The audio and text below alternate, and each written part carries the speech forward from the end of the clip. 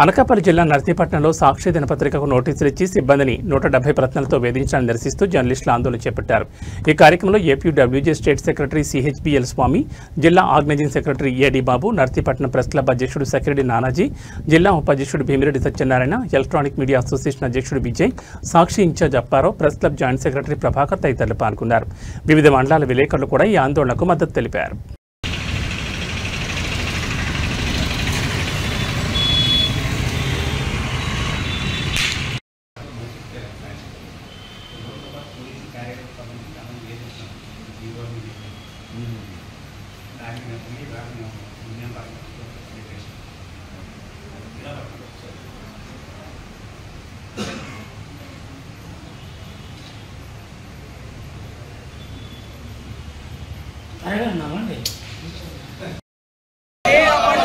ఆపాలి సాక్షిపై దాడులను, ఆపాలి సాక్షిపై దాడులను, పత్రికా స్వేచ్ఛను కాపాడండి, పత్రికా స్వేచ్ఛను కాపాడాలి, పత్రికా స్వేచ్ఛను కాపాడాలి.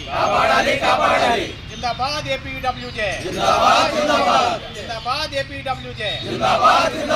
పత్రికా స్వేచ్ఛను, పత్రికా స్వేచ్ఛను, సాక్షి పత్రికపై దాడులను, సాక్షి పత్రికపై వేధింపులను, సాక్షి పత్రిక ఇచ్చిన నోటీసులను వెనక తీసుకోవాలి, సాక్షి దినపత్రిక ఇచ్చిన నోటీసులను వెనక తీసుకోవాలి.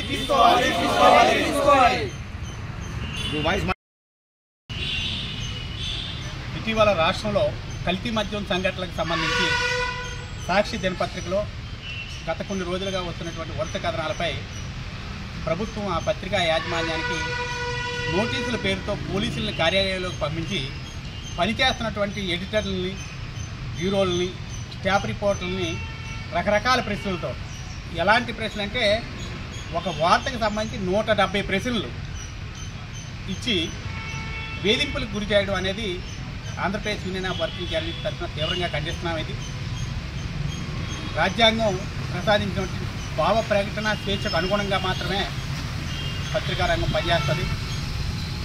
మీకు ఏదైనా ఇబ్బంది కలిగేటటువంటి కథనాలు ఉంటే మీరు న్యాయపరంగా పోరాటం చేయొచ్చు, లేకపోతే పత్రికల్లో ఖండనిచ్చుకోవచ్చు.